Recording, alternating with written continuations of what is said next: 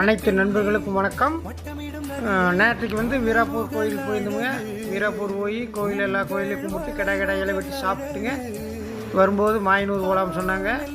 மாயனூர் வந்தோமுங்க. மாயனூர் வந்து ஆற்றுல போய் குளிக்கலாம்னு போனோமுங்க. ஆற்றுல போய் எல்லாம் குளிச்சுட்டுங்க.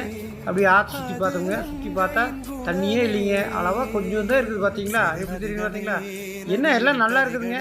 கொஞ்சம் அக்கட்டால் பார்த்தோம்னா பூரா கச்சன்னு பூரா காய்தா, கண்ணாடி காய்தா, கஜா முஜான்னு இருக்குதுங்க. அதை முட்டெல்லாம் போடாமல் இருந்ததுங்கன்னா ஆறும் நல்லா இருக்குது, நம்ம நாடும் நல்லா இருக்குது. அதனால் உனக்கு மேல் ஓரைங்க இந்த காயத்தை எல்லோரும் ஊற ஒரு 10 காயத்தை பொறுக்கி ஒரு தொட்டி ஒன்றில் போட்டிங்கன்னா சுத்தமாயிரு, ஆறும் நல்லா இருக்குமுங்க. நன்றி, வணக்கமுங்க.